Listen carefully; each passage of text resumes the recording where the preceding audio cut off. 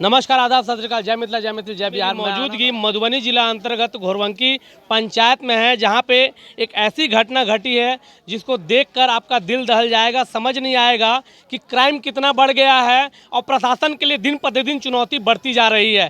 घटना है ward number 13 की। एक महिला जो है 2 दिन पहले गायब हो जाती है अचानक से, और गायब होने के बाद उसे खोजा जाता है, पता किया जाता है कि आखिर वो अपने रिश्तेदार के यहाँ गई या किसी रिलेटिव के यहाँ चली गई या किसी आस पड़ोस में बैठी हुई है। खोजते खोजते रात के 12 बज जाते हैं। इसके बाद उसका बेटा जो है घर में चले जाता है, बिना किसी को बताया, ना खाता है पीता है, सो जाता है। और ये जिस तरह से बिहार पूरे पलायन का शिकार बना हुआ है, उनके पति अपने बिहार, अपने गांव, अपने जन्म धरती को छोड़कर अपने कर्म भूमि चले जाते हैं और बाहर में कमाते हैं, और उन्हें भी पता नहीं रहता कि मेरी पत्नी आखिर गई तो गई कहाँ। उसका बेटा रात भर घर में सोया रहता है, सुबह उठता है, सुबह 10-11 बजे तक किसी को नहीं बताता है, और फिर अपनी चाची को बताता है कि मेरे साथ एक ऐसा घटना घटा है कि मेरी माँ मिल नहीं रही, कहाँ गई है। उसकी माँ जो है जाती है खेत में, जहाँ पे मिट्टी कटाई का काम चल रहा होता है, वहाँ वो रोती बिलखती है और अपने आस पड़ोस की सखी सहेलियों से बताती है। और घटना जब पूरे गांव में फैलता है सनसनी की तरह कि आखिर ये महिला गई तो गई कहाँ, क्योंकि एक गृहिणी कहीं जा नहीं सकती, अपने बच्चों के साथ रहती है। और इस घटना में वो अपने बच्चे को शाम को 5 से 6 बजे के आसपास कॉल करती है कि बेटा कोहरा का समय है, ठंडी का मौसम बढ़ रहा है, तुम खाना खा लो, हम सभी घर में रहेंगे। क्योंकि सुदूर एरिया देख सकते हैं, पूरा ग्रामीण एरिया है, और मेरी मौजूदगी अभी बछराजा नदी के किनारे है, जहाँ पे उस महिला का शव आया है। पोस्टमार्टम में भी बड़ी धांधली है, गरीबों से पोस्टमार्टम के नाम पे भी पैसा लिया जाता है। उसके बारे में भी ये जानकारी लेंगे कि क्या इस परिवार से भी पैसा लिया गया है। क्या बस बोला जाता है कि गरीबों को पोस्टमार्टम में पैसा नहीं लगता, प्रशासन जब लेके आती है तब पैसा नहीं लगता। हमारे एक सहयोगी पत्रकार ने इस तरह की वीडियो आप लोगों से साझा किया था, जिसमें बहुत ज़्यादा बवाल मचा हुआ था। तो आज जानेंगे क्या इनके साथ भी ये घटना घटी है कि नहीं घटी है। तो सबसे पहले मैं यहाँ के पीड़ित परिवार से आपको मिलाता हूँ, जो इस घटना के चश्मदीद हैं और उनके साथ ही घटना। पीड़िता के कौन है जो अभी मृतक हो गई है? आप उनके बेटा हैं। देख सकते हैं कि एक माँ के लिए बेटा और बेटा के लिए माँ क्या होता है। ऊपर जिसका अंत नहीं उसे आसमां कहते हैं, और जिसे नीचे जिसका अंत नहीं उसे माँ कहते हैं। और जब किसी बच्चे के सर से माँ का साया उड़ जाता है तो क्या बीतता है वो बच्चा ही समझ सकता है। तो सर आप बता पाएंगे कि जब आपकी माँ से आपकी अंतिम समय कब बात हुई थी? 5:56 पे। 5:56 पे। कितने तारीख को? 20 तारीख को। 20 तारीख को बात हुई थी। आपकी माँ क्या कही आपसे? बोला कि खाना खा लो, आपके खाना खा लो। मैं बोला ठीक है, काट दिया फोन। फिर आप कितने देर के बाद घर पहुँचे? 4 मिनट बाद घर पे पहुंच गए, यहीं पास में ही था जी। तो जब घर पहुंचा तो नहीं था, माँ नहीं थी। नहीं। तो फिर आप जहाँ से दूध लेके आता वहाँ से पूछा तो बोला नहीं ले गया दूध। फिर पास में भी एक घर है, उससे भी पूछा तो बोला नहीं आया इधर। तो फिर मैं गांव में ढूंढने आ गया, गांव में ढूंढा, कहीं नहीं मिला तो मैं फ़ोन करने लगा। 6:13 पे फ़ोन लगाने लगा इधर से। फ़ोन जब आप लगाए अपनी माँ के नंबर पे तो फ़ोन जा रहा था? जा रहा था। कितने देर तक रिंग गया? 11:48 तक गया। 11 बजे तक फ़ोन कंटिन्यू जाता रहा। अब फ़ोन रिसीव नहीं हो रहा था। फिर क्या किया आप? फिर उधर जाके देखे, कहीं नहीं मिला। कहीं नहीं मिली? नहीं। नहर पे भी जाके ढूंढे, कहीं नहीं मिला। कहीं पे नहीं मिली? नहीं। अपनी माँ का किसी जो लोन व्यवसायी जो होते हैं, जिस तरह के मान लीजिए कि जो समूह लोन चलता है, तो लोन वाले लोगों से रहता है कि हो सकता है कि लोन ली होगी तो डर के मारे जो होता है कि नहीं जाते हैं। तो इस टाइप का ऐसा भी था क्या कि आपकी माँ का कोई लोन ली हुई थी? लोन लिया था, किसी फाइनेंस कंपनी से लिया था लोन, लेकिन कभी आज तक नहीं ऐसा हुआ कि लोन कभी ना भर पाए। लोन कंटिन्यू चल रहा था? हाँ सर। फिर आपने इसकी जानकारी फिर किसको दी अपने गांव समाज में? मेरा मलाहों की जो होती है, ये भी गरीब तबका में आते हैं मलाह लोग, तो ये इनके मित्र हुए। और गरीब का दोस्त गरीब ही होता है, लेकिन दोस्ती तो किसी से भी हो सकती है। तो इनके मित्र से जानते हैं। बताएंगे पिंकू जी क्या है इसकी घटना? जब हम सुबह में 6 बजे उठे तो मेरा दोस्त मुझे इन्फॉर्मेशन किया, तो हमें बताया भी नहीं उस टाइम कि मेरे घर पे ऐसा प्रॉब्लम हो गया है। जब हमको अपने घर पे ले गया तो मुझे डाउट हुआ कि क्यों ले जा रहा है आज सुबह सुबह, जबकि कभी नहीं ले जा रहा था वहाँ पर। फिर घर पे गए तो हमको बता नहीं रहा था। फिर साइड में ले जाके बोला कि किसी को बताना मत, जो ऐसे बात हो रहा है, मेरी मम्मी मिल नहीं रही है। फिर हम बोले कि रात को मतलब कहाँ ढूंढे, बोले कि पूरे नहर ढूंढे, और पूरे मतलब जहाँ जहाँ वो जाती थी, खेत खलिहान में, जहाँ भी वो अपने जितने भी सखी सहेलियों के पास, सभी के पास पूछे, पूरे जगह ढूंढे जी। फिर वहाँ पर कोई नहीं मिला। फिर हम अपने दोस्त को बोले कि मुझे क्यों नहीं बताया आप। फिर इसने बोला कि मतलब आपको कॉल करने वाला था। हम बोले कि आ जाएगा, कहीं जाने वाले थे कहीं और कंट्री छोड़ के, हम दोनों दोस्त। फिर मिली नहीं कहीं। फिर मतलब इनकी चाची आई, यानी मेरी भी चाची, हम उसको बताए कि ऐसे ऐसे बात है, इसकी मम्मी मिल नहीं रही है, कहीं पे नहीं मिल रही है।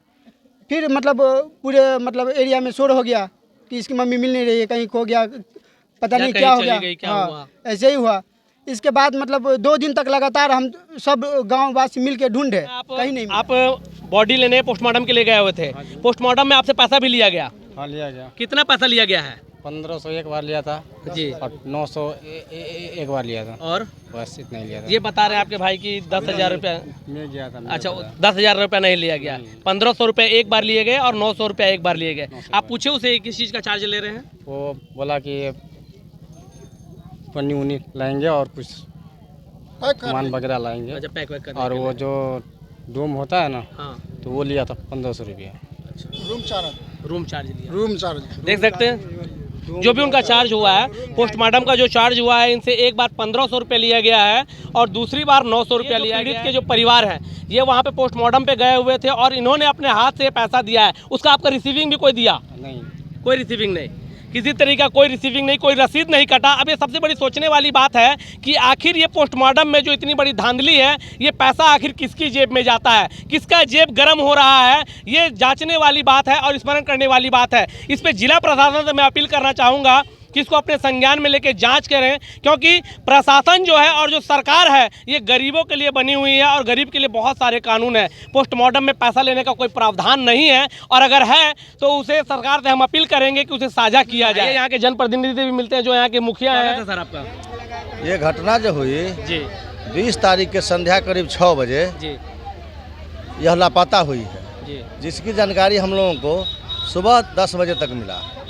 उसके बाद हम लोग छानबीन में लग गए कि कहाँ हुआ, कैसे हुआ।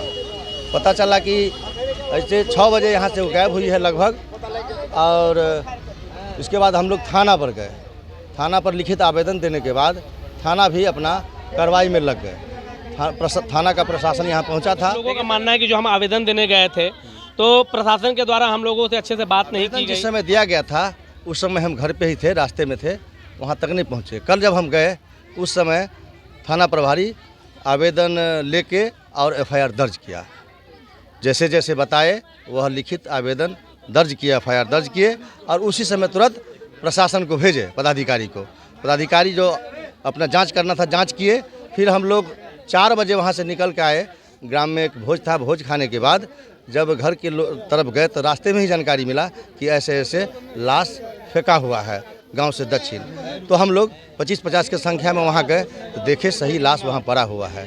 उसके बाद हम लोग प्रशासन को सूचना दिए। सूचना के 15-20 मिनट के बाद प्रशासन आ गया और प्रशासन अपना जांच में लग गई। फिर जिला के से भी बात किए, जिला से भी टीम आया था। जिला भी टीम आई हुई जिला भी टीम आई हुई थी, महिला टीम आई हुई थी। महिला टीम आई हाँ, हुई थी। जिसने अपना वो जो जाँच होता है वो तो हम लोग ज़्यादा नहीं जानते हैं, लेकिन महिला टीम जाँच की और उन्होंने आश्वासन दिया कि अपराधी को पकड़ के सजा करेंगे। देख सकते हैं यहाँ पे मुखिया जी पूरी बता रहे हैं कि प्रशासन बिल्कुल विलम्ब नहीं, क्योंकि क्षेत्र बड़ा होता है और इस प्रखंड में 15 पंचायत आते हैं, तो 15 पंचायत में पहुंच पाना थोड़ा सा मुश्किल होता है। और जिस तरह से हर प्रखंड में, हर थाने में जो प्रशासनिक जो कर्मचारी हैं उनकी संख्या कम है, उनकी बल कम है, जिसके कारण ये समस्या आती है। तो प्रशासनिक पदाधिकारी जो है, थाना प्रभारी हैं, बिल्कुल मुस्तैद हैं। उन्होंने आश्वासन दिया है कि बहुत जल्दी से जल्दी अपराधियों को धर दबोता जाएगा और इंसाफ किया जाएगा। मुखिया जी जा करके उसको कहा था, वहीं पर जो प्रशासन आने लगे चेक चाक करके, वो चेक चाक करके देखते थे। देखने के बाद जो हम सबको जो 3 दिन पर मालूम हुआ, जो जितनी टेम में लाश अपहरण करके ले गया उतनी टेम में लाश को दे गया।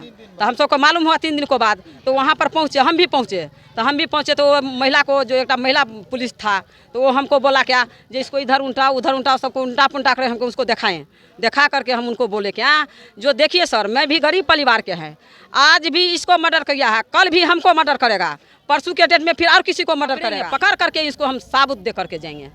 वो भी बोला। पुलिस प्रशासन आपको, थाना प्रभारी आपको ये आश्वासन दिए है, आपको थाना प्रभारी पे भरोसा है? भरोसा है, लेकिन भरोसा तो है। तो हम देखें तो महिला को करंट जो लगाया था पीठ में, तो उसको ब्लाउज पहना दिया, करंट भी लगा। ऐसे हमारे पापा भी किया, ऐसा अपन करके मर्डर करे, कुछ नहीं हुआ। आज इसका हो गया, आपके पापा का भी हुआ था? हाँ, बहुत साल हो गया, पहले हम लोग छोटे थे, कुछ नहीं कर पाए। आज इसका हुआ, गरीब कैसे होगा, तो साधन कैसे निकलेगा, बताइए आप लोग। कुछ तो कीजिएगा, आप मीडिया वाला है, यही ना है। आज उसके बच्चे रो रहे हैं, तो कल किसी और के बच्चे रोएंगे। तो क्या करेंगे? यहाँ के मुखिया भी पंचायत कहते हो जाएगा निसाफ मिलता तो कुछ नहीं है ना। प्रशासन से आप क्या गुहार लगाना चाहेंगे? प्रशासन को आप क्या कहना क्या चाहेंगे? कहना चाहेगा? ये चीज़ बंद होना चाहिए, गरीब लोग के इतना सताना नहीं चाहिए, यही कहेंगे। और क्या कहेंगे? प्रशासन आप लोगों को बोल दिए हैं कि आप लोग अपना काम कीजिए, हम आपका जो गुनहगार है उसे खोजने की पूरी कार्रवाई चल रही है और गुनहगार को पकड़ा जाएगा। प्रशासन पे इन्हें भरोसा है और इन्होंने प्रशासन पे भरोसा जताया है और यहाँ के थाना प्रभारी ने इन्हें पूरा आश्वासन दिया है, भरोसा दिया है कि बहुत जल्द से जल्द कार्रवाई की जाएगी। अब देखना ये है कि कितने दिनों के अंदर अपराधियों को धर दबोता जाता है। ये हमेशा से प्रशासन के लिए चुनौती बनी हुई है। जब से दारू बंद हुआ है, पूरी प्रशासन की टीम, पूरे बिहार की प्रशासन की टीम को दारू पकड़ने में लगा दिया गया है, दारू के बड़े बड़े बंडल पार करवाने में लगा दिया गया है। लेकिन ये जो अपराध बढ़ रहे हैं, ये जो गोली कांड बढ़ रहे हैं, ये जो महिलाएं सुरक्षित नहीं हैं, बेटियां सुरक्षित नहीं हैं, इसके ऊपर प्रशासन को क्या कदम उठाती है ये देखना अभी बाकी है।